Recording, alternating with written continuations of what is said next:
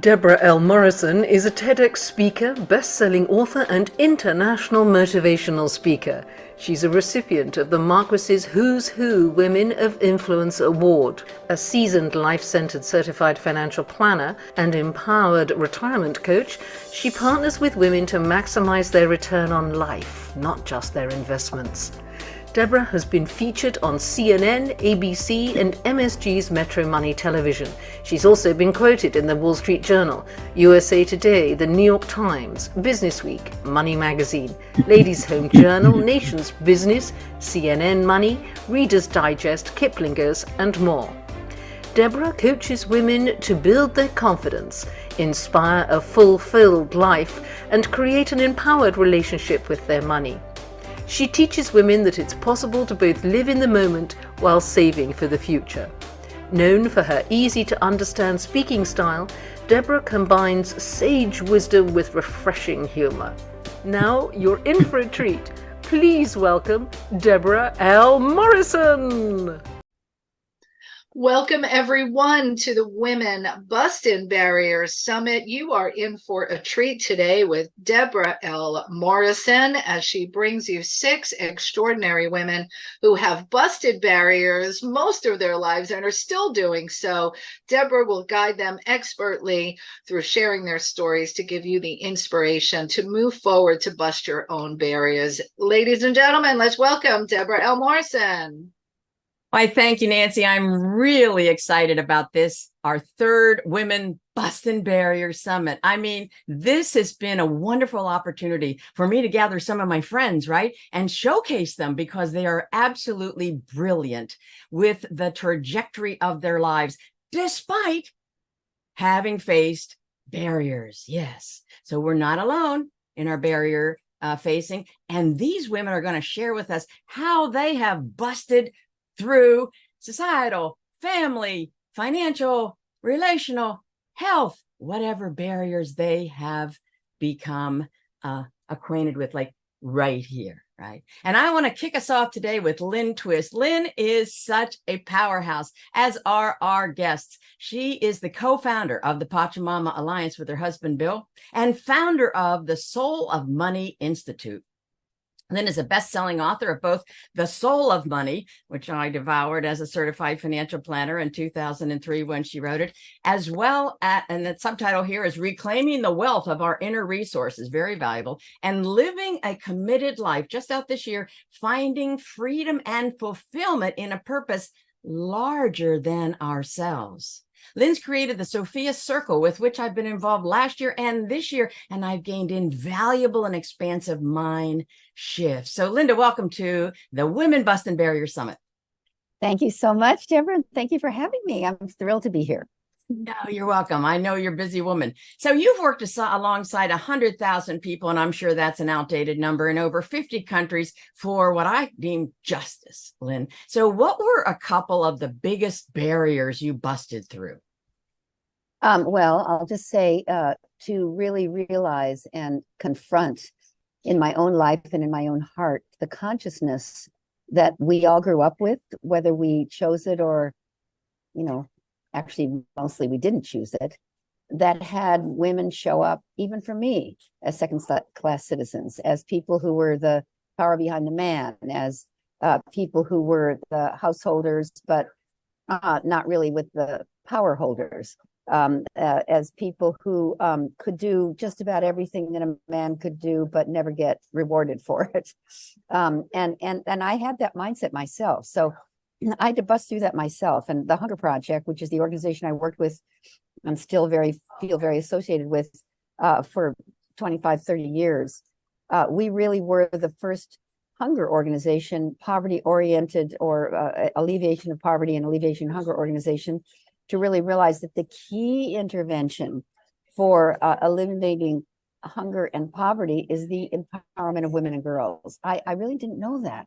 But once I saw what happens when a girl learns to read, who was being, shut in and not allowed to go to school and was just kind of doing household chores, and she has access to information that's outside of her culture, outside of her narrow way of seeing the world, outside of genital mutilation, outside of second-class citizens, outside of, that menstruation is a curse. Yes. Once you break out of that and you find your voice, even if you're 14 or 13 or 21 or 68, the world around you changes because you see a whole nother world. And for my own self, I had to bust out of any consciousness that would have me not see that or make any assumptions. I had to, what we say, examine the examiner, and that was me, and bust out of my own consciousness, which I'm still doing. Well, that is completely profound, and you're such a wonderful example of that boots on the ground. Now, I read at some point here in The Soul of Money that once early on in the Hunger Project, you attended one of the sessions, and there was a call for people to pledge, and you went ahead and made a pledge. And then as you wrote, oh my gosh, I'm driving back home. How am I going to address this with Bill? Talk to us about that part of the barrier of husbands really not relating with wives around money. Well, I'm in my late 70s, so I grew up, where at a time when many women weren't working in my class of education and privilege. They were homemakers, and they had no control over the money. They got an allowance like a child, and I did too. And so when I pledged, I think it was $10,000. Maybe it was only $2,000. It was like, oh my God, way over my household allowance. I really had an allowance. That's what I'll call it now. It was, oh my God, what's he going to think? What's he going to say? And it was such a bold, powerful moment for me in my life to choose to give money on my own terms to something I cared about that didn't involve his permission or even his forgiveness. And that's when I realized this money, he makes it, yes, but I make it possible for him to make it. So it's mine too. There you go. And that was a big, big moment for me. And then from then on, it wasn't an overnight thing. These transformations take place out of time. And then the change that comes from them starts to cascade in your life, and you start to see everything newly. And I did. And I became a powerful fundraiser, a powerful generator of revenue, a powerful woman moving money from point A to point B where I thought it should go. And now I do that myself, not only for me, but for people like you and for people that take the Sophia Circle course, and for people who read the Soul of Money book, and for people who engage with anything that I do, that we have agency with money. We have sovereignty over money, and especially women, because we use it in a way that is towards the highest good. We can't help it. That's the way we are when we really come from our heart. I'm just in such alignment with that. And you have worked with women and not just photo ops, right? You have worked with women shoulder to shoulder with Mother Teresa. And I would like you to relay, if you can remember that, you've had so many experiences, but I read in your book that you were right alongside Mother Teresa, and she took your hand and stated that she saw herself as God's pencil. What barriers did you break through as you worked right alongside Mother Teresa? Well, there's a wonderful story about Mother Teresa that really taught me about wealth. Yes. And I think that probably is the story you'd like me to tell, right, Deborah? Give me a nod Sure. if you do want me to tell that. Okay, because it takes a while, but I'll see if I can give a short version. In my first meeting with Mother Teresa, which for me was just a huge deal because I was raised as a Catholic, and by the time I met with her, I was a grown woman who hadn't been to church in 10 years. So I felt like, oh my God, I've got to go to confession and all the stuff that you'd think if you were a Catholic person and you were meeting with the saint of saints. But anyway, I got through that enough to get to her orphanage in Delhi. And after spending time with the babies there, waiting for her to come back from another appointment, she and I sat in a hall, a very modest hall, at a wooden table and 2 chairs. She took my hands and we talked about ending world hunger, which was my work and obviously in many ways her work. And at a certain point in our very, very intimate and very reverent and very sacred and very holy meeting, where I was just crying the whole time because I was so moved by the fact that I had the hands of Mother Teresa. I mean, I can hardly believe it right now. Behind me, there was a scuffle and a loud noise and some shouting voices and a strong perfume smell, aroma from somebody who was over perfumed. And into our very reverent meeting came a very large Indian man, a Sikh, who Sikhs wear very big turbans on their head, and a kurta, a special Indian kind of outfit that men wear. And he was very portly, very wide, very overweight, you could say. And with him came a woman who I'm sure was his wife, who was also quite large and overbearing and overweight. And she had a very opulent sari on and lots of diamonds, a diamond in her nose and diamonds going all the way to her ear. And she was over made up and overdressed and overbearing and over perfumed and over everything. And he was over. And they were what I would call obnoxious. I mean, they were just obnoxious. They were bitchy and loud and, pushy. And they came into my meeting with Mother Teresa. Yes. And the woman demanded that I take her camera and take a picture of her and her husband with Mother Teresa. And I was offended, number one, that they'd interrupt our meeting. Number two, that she was impolite and kind of overwhelming. But third, I'm a willing participant, and there I was with Mother Teresa, so I tried to behave myself, and I got the camera, received the camera that she thrusted on me, and then if you can imagine this, we're in a narrow hall. She pulled Mother Teresa up from the chair, placed her on the other side of the hall between herself and her husband. So Mother Teresa was, little bitty, about 4'3" by the time she shrank. And this giant man, he was very tall and very wide. And then this giant woman who was quite tall and very wide. And then little Mother Teresa in the middle, if you can imagine this. And she kept saying, this woman with her, strong Indian voice, take the picture, take the picture. And this was in New Delhi, Old Delhi. So I took the picture, I took another one, I took a third one, and then she grabbed the camera. And actually, before she grabbed the camera, she did something I found almost unforgivable. Mother Teresa had osteoporosis at the end of her life, and she was very bent over. And the woman put her hand under Mother Teresa's chin. She said, "Chin up, Mother Teresa," and pulled her chin up like this, and held it there. And she said, "Take one more picture. I want to see her face." And oh my God, I thought I was going to die. I was so mad. Oh my God. So then the woman grabbed the camera. They didn't say thank you, and they didn't hug her, and they didn't shake my hand, they just left with their smelly, big, obnoxious, kind of irreverent, overwhelming selves. And then Mother Teresa sat down at the table as if this had not happened, and my blood was boiling. How could they do that? So Mother Teresa was totally calm. I was not, but I tried to calm myself down, and she took my hands again. And then we completed our meeting. I went back to my hotel in New Delhi, which was about a 45-minute ride. And on that ride, I realized I had been an experience of total and complete, overwhelming, unconditional love with Mother Teresa in our meeting. And then within seconds, I was in an experience of actually hate. And I'm going to use that ugly, ugly word, but I hated these people. They were horrible. They were rude. They were awful. They were ugly. They were, yeah. And so, but she didn't see them that way. And I started to realize that on the ride home. She sat down as if, these were human beings. And I began to realize that I had, in the presence of a living saint, experienced love and hate in her presence, and she never went there, not even close. So I wrote to her and thanked her for her teaching in her way of being with these people. And then I'll tell you, this is the good part. She wrote me back and she said, "Your circle of compassion is naturally oriented towards those who are less fortunate. But you must extend your circle of compassion to the wealthy, the entitled, the overbearing, the powerful, the people who are lost in privilege and wealth and bias and prejudice, because they need you too.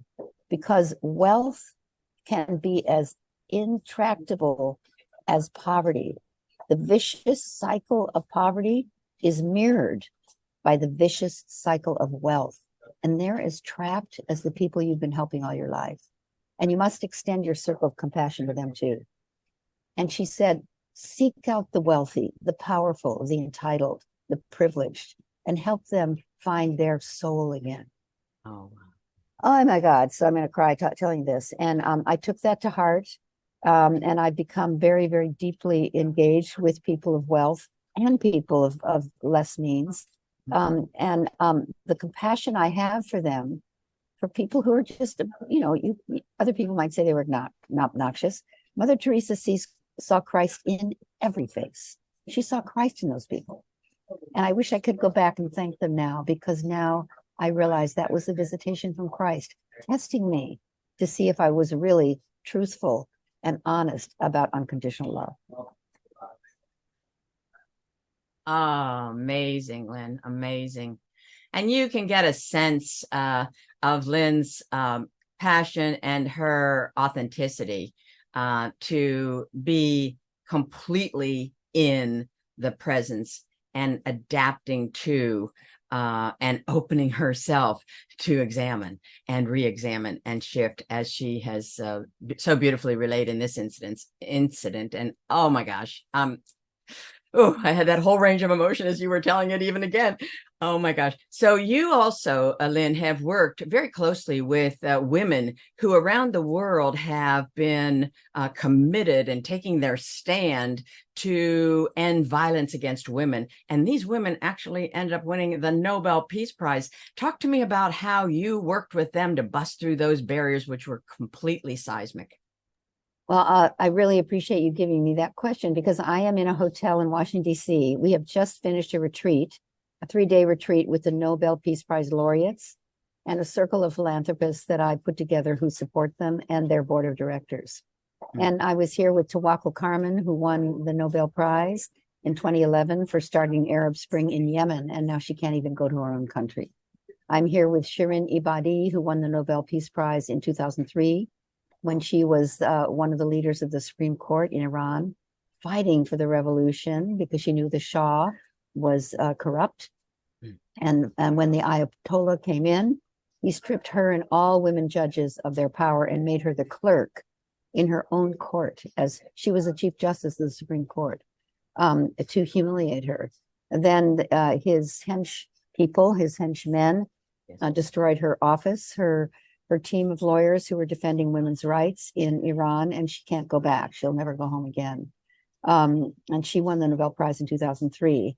And also Jody Williams, who orchestrated the international landmine ban in 1997, is another Nobel laureate who was here with us, and the board of directors. And we just met with Shireen Esau, who runs Just Associates, which is one of the most powerful women's organizations on earth. So I love that you're asking me this, because I've just been with 3 Nobel laureates and some of the extraordinary women who support them. And they did the most, actually, Shireen Esau, who's head of Just Associates, did an analysis, or shared her analysis of the erosion of women's rights worldwide in this particular time frame that we're in right now, in a way that didn't make men wrong or point fingers at any man, but really at the contextual overdrive we're in now with colonialism and patriarchy. The overdrive, it's even coming from women in some cases, because since George Floyd, since inequality, since the one who shall not be named, who was president of our country, and the role the United States plays in the oppression of human rights worldwide. Actually, we have a flag, we've got Eleanor Roosevelt's human rights behind us, but at the same time, I'm in a hotel. It's called Hotel Zena. I highly recommend it, at Zena. There is a mural here. I just got to tell you this, of Ruth Gator Ginsburg. Yeah. And it says notorious. I wish I could show it to you. I'd have to get up and move. And it's made of tampons, the mural. The whole thing is made of tampons. Oh my It's God. this huge mural. And behind me, well, there's art all over this hotel of suffragettes and women's work. And So we've been meeting here for 3 days, looking at the status of women worldwide, looking at the status of girls worldwide, and how the people who won the Nobel Peace Prize, who are now part of the Nobel Women's Initiative, you can look it up, Nobel Women's Initiative, Okay. are shaping the conversation, are spotlighting grassroots women's movements, are working in the Congo where women are being raped regularly in the mines, working on genital female mutilation, working on the refugee crisis in Ukraine, focusing on women and girls, working on what's happening in the International Criminal Court, what cases are there where the military is being tried for their abuses of making rape as a tool of war. Yes. Working in Liberia on stabilizing that peace agreement that 10,000 women brought an end to war in Liberia through the leadership of Lema Bowie, who's also a Peace Prize laureate. And if you haven't seen Pray the Devil Back to Hell, it's a film on all of those channels, Netflix and Hulu, and you probably have to buy it or rent it. Pray the Devil Back to Hell, the story of the end of the war in Liberia and the 10,000 women led by Lema Bowie, who ended one of the most brutal wars in Africa. I've been with people, those people today, yesterday and the day before, and it's such a privilege. They are so courageous. Nothing frightens them. I mean, maybe everything frightens them, but they work through it. So I'm so proud that you asked me about that, because I'm right here just coming out of those meetings, and I'm just blown away that I get the opportunity to work with them. Wow. Well, no better person than you, Lynne. And Lynne's an advisor to the Desmond Tutu Foundation. She was named the Woman of Distinction from United Nations.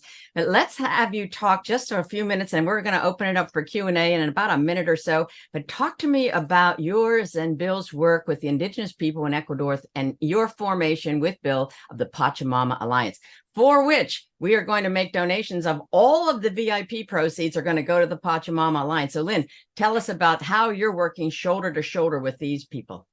Thank you so much for that wonderful intention and contributions that people will be hopefully inspired to make, and the proceeds from this. The word Pachamama means Mother Earth. It's a Quechua word, Pachamama. And it means to the Quechua people much more than Mother Earth. It means the earth, the sky, the universe, and all time. And the Pachamama Alliance is an alliance between the indigenous people of the sacred headwaters of the Amazon, where the Amazon rainforest, which straddles 9 countries all the way across South America, is the largest forest ecosystem on Earth, is larger than the United States, is the lungs of the planet, and is the hydrological heart of our weather and water system on this planet, is in danger, this huge ecosystem. And we are in alliance with the indigenous people, the 30 indigenous groups that live at the base of the Andes, who have been fiercely protecting that part of the rainforest, which is the source of the whole rainforest, for their entire lives and their entire existence. We've been there for 28 years, empowering them. And indigenous peoples of the Amazon that are intact in their cultures and still taking plant medicines to stay connected with the natural world don't live in the forest and fight for it. They are of the forest fighting for itself. They are of the earth fighting for herself. They don't see themselves as planted there and becoming advocates for it. They actually are it. And it's a strange way to talk because our language doesn't encompass the way they see the world. But it's very empowering to work with them, very enlightening. I don't want to make it romantic. It's difficult and challenging. At the same time, there's so much power in rethinking one's worldview when you stand in someone else's worldview. And that's what we all need to do now, because the worldview we're caught in, stuck in, kind of force-fed, you might say, is a worldview that's producing the same outcomes that we don't want over and over and over again. Right. Even in some ways, our charitable efforts are producing the same outcome, even though the intention is completely different. So the Nobel women and the indigenous people are 2 constituencies that I get to work with who have the courage to stand in a different worldview. And I say the Nobels because that's how really they won the prize, by bringing forth another way of seeing the world. And then the indigenous people of the Amazon are in such alignment with the expression of the earth herself, who she is, and she is a feminine.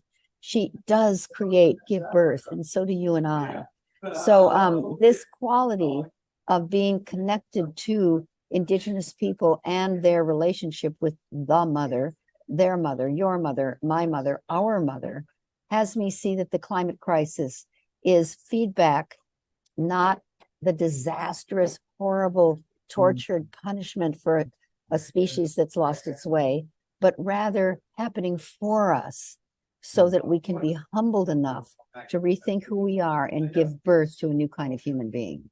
So that's what I'll say about indigenous peoples of the Amazon. And it's a joy and an honor to work with them. And Pachamama Alliance is an organization of enormous integrity, catalytic results.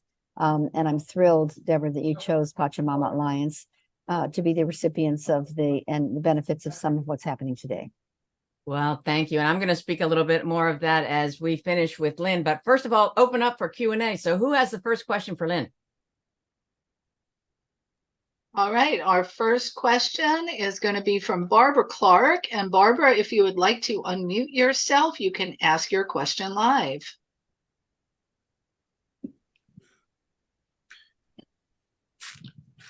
Perfect, Barbara. Hi, thank you. I appreciate being here and listening to Lynne. Once again, I'm always encouraged and inspired. So my question is, how do you work through the fear and challenges that keep you from moving forward and being a catalyst for changing our planet for all of humanity? Well, I'm going to give you a simple answer. It's acknowledge the fear and keep going. It sounds sort of oversimplified, but I've been afraid a lot in my life. But I now know that that's part of the picture. It's not a barrier. It's actually a dose of reality.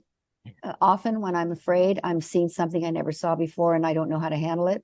And if we acknowledge the fear and keep going, you'll find your courage. I think the world presents to us exactly who we need to be, when we need to be it. And you need to meet it with the courage that's yours to give it. And you can, and you will. And the fear comes with you, you just acknowledge it as, okay, come along with me. I'm going to do this anyway, and just keep going. So that's a simple answer. And actually it works. Thank you, Lynne. Thank you so much for the opportunity. Thank you, Barbara. All right, fantastic. Next question from Muggs. If you're able to unmute yourself, you could go live and ask your question, Muggs. Thank you. Thank you, Debra. Thank you, Lynne. So happy to be here. It's so powerful. My question is, what is one thing that you would recommend for us as individuals to do to empower other women? I support other nurses and caregivers to create more balance and joy in their lives, but I feel like I'd like to do more. And sometimes it's like when you're speaking, or Debra, I feel like you guys are so big, and what can I do just as a person, here on this planet? Well, thank you for that question. I'm so glad you asked it because, everybody doesn't need to, go out and end world hunger and transform the continent of Africa and, save the rainforest. And I talk about such big projects because that's my love. But Mother Teresa taught me something else, well, many things, but one of the things that she said, and this is really the answer to your question, it's the context of your work as much as the content.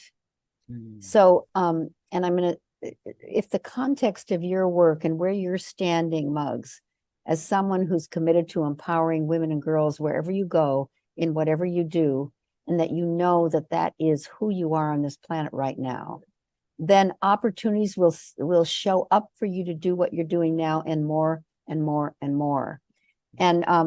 And even if it doesn't, this is the quote from Mother Teresa that I want to leave you with. The unadulterated love of one person can nullify the hatred of millions. This is from Mother Teresa. Say that again, Lynn. The unadulterated love from one person can nullify the hatred of millions.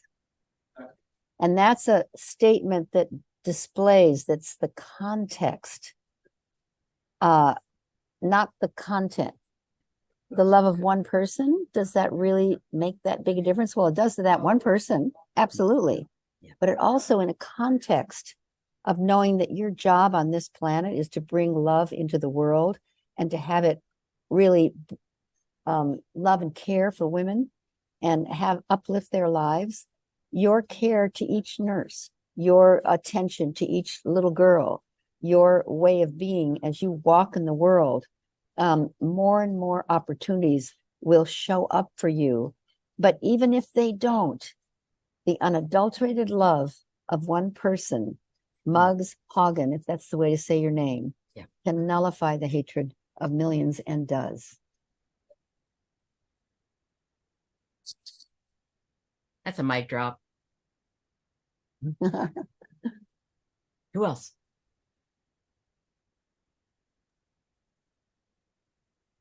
Wow. I am not seeing another question in the chat. I believe Lynn may have left everyone speechless with that last one. Well, I would like to say one more thing, Deborah, before we close. Deborah knows this very well because she's in the Sophia Circle, which is my 6-month course, which is beginning in October. For anyone who wants to find out about it, please go to my website, soulofmoney.org, O-R-G, and it's right there at the beginning. And I'm doing a free webinar on September 19th with Radha Agrawal, one of the great young women in the world, about women's power and how to create conditions of belonging and community on September 19th. So I hope everybody comes like you're coming to this one. But I also wanted to just leave you with this declaration or naming that I think is important for all of us. I'm calling this the Sophia century. The Sophia century. This is the first century of the third millennium. And we forget that. We think it's 2023, and it is. But when we turn to the year 2000, it wasn't just a new year. It wasn't just a new decade. It wasn't just a new century. It was a new millennium. So we're 23 years into a new millennium. And there's prophecies about this 21st century. And one of them is that this is the century when women will take our rightful role in co-equal partnership with men, and the world will come in balance.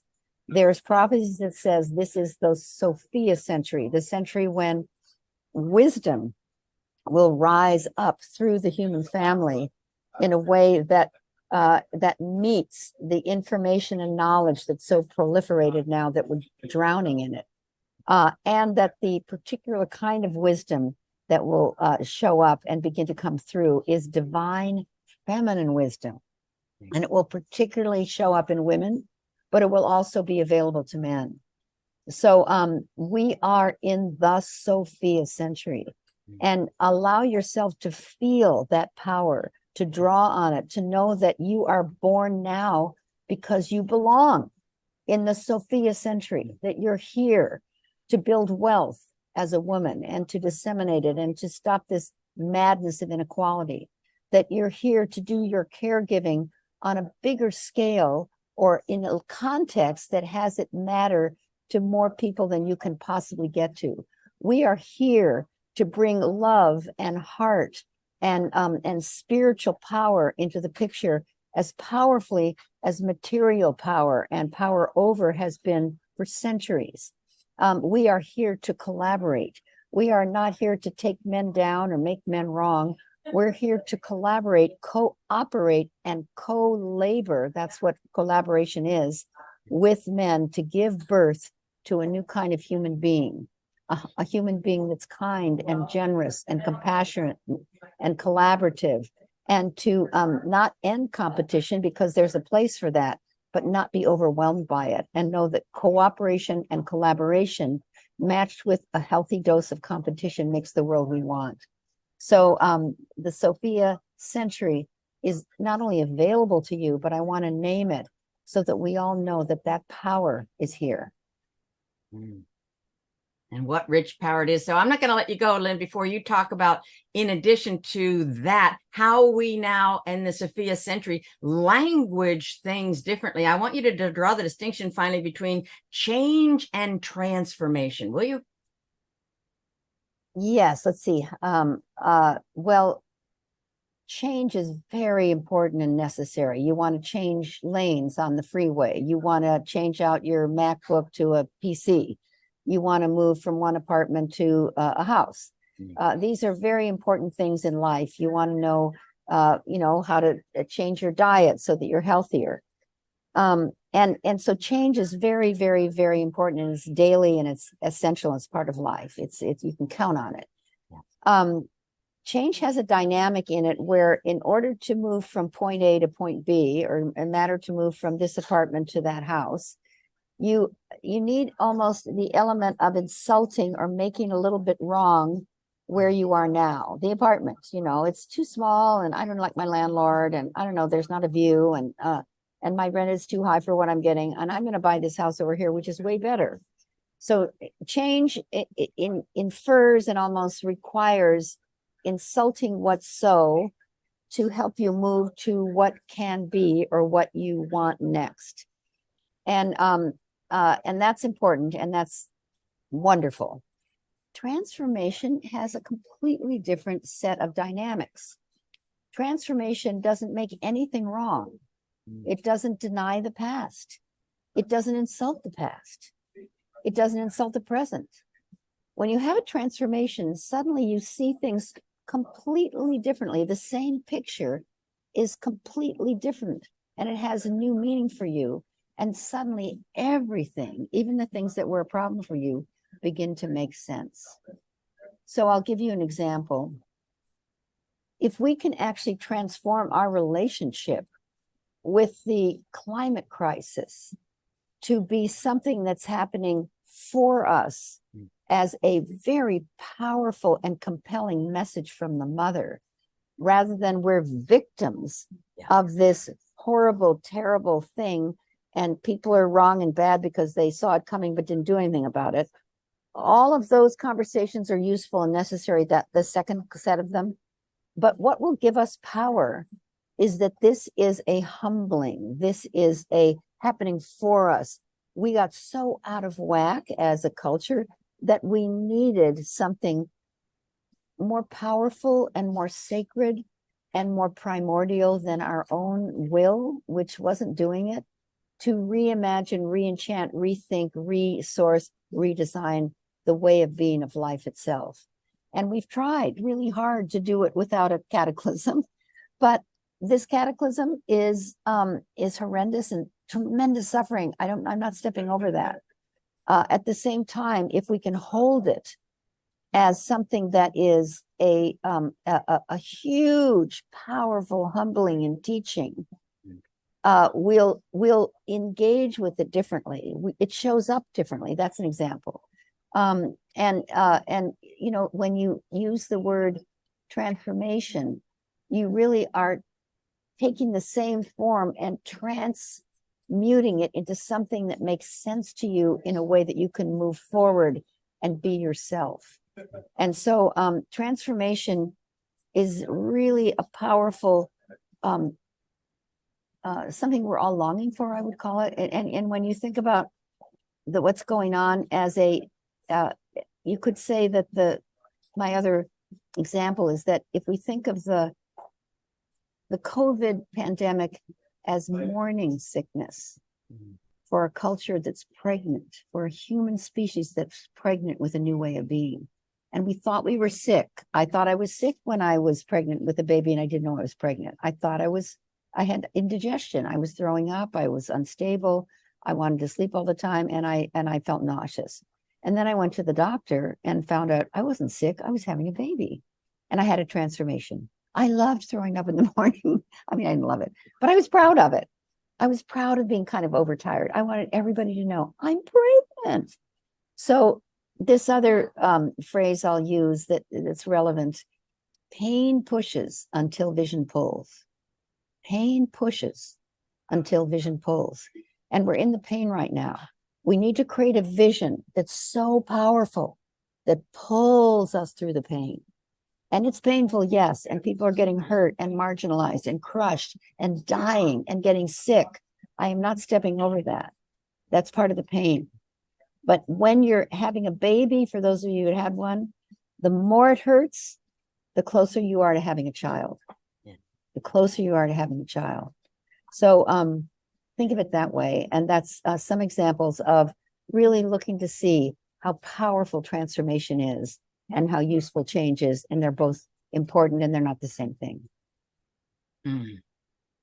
Well, I just think I can speak for everyone here. Thank you, Lynne, from the bottom of our hearts. You have absolutely kicked this off with aplomb, as I was very confident you would. We are forever transformed, and I will see you probably in a month or so. So with that, I'll bid you adieu in your busy, busy schedule today. Thanks for squeezing us in and for sharing with us. Yeah. Lynne Twist. Thank you. Thank you. And please join us, those of you who'd like to, with the Sophia Circle. And Deborah's going to be part of that too this year. Absolutely. Absolutely. Okay. Thank Bye, you. everybody. Bye-bye. Well, I wanted to expound a little bit more on Pachamama because Lynne gave us a glimpse, right? And I want you to know that we've made it amazingly simple. You'll still be able to support this beautiful project. Nancy's going to put the link in the chat where you can go and upgrade to VIP membership. It's $47. Come on, we can afford this. And 100% of that goes to the Pachamama Alliance. That's how just completely committed I am to that mission. In 1995, Lynne and her husband Bill went at the invitation of the rainforest, the Akawar leaders, and they traveled to the mouth of the rainforest, if you will, and they committed to a partnership with these indigenous people. And upon their return to the United States, they formed the Pachamama Alliance. And the mission statement is to empower indigenous people of the Amazon rainforest to preserve their lands and culture, and using insights gained from that work to educate and inspire individuals everywhere to bring forth a thriving, just, and sustainable world to change the dream of the modern world. The Pachamama Alliance, in working in tandem with the indigenous people, has supported them in gaining full title to nearly 1.8 million acres of rainforest that otherwise would have continued to be chopped away and destroyed. And based upon this success, they've expanded their work to other parts of Ecuador, Peru, Colombia, Brazil, and Bolivia. And so it's easy for you today to support Pachamama Alliance and their mission. Go to wecandoitwomen.com/speaker gifts. Nancy will put that in the chat. So you can still upgrade to VIP. Yes, you can, for $47. And I encourage you to do that. And with the VIP, you get all the replays of both days, all the speakers, a bonus financial coaching session with me, and some more goodies. And then there's a gift from Lynne in that page, as well as each of our other speakers. So you'll see there on that page, you can upgrade to VIP, get the speakers' gifts, and so on.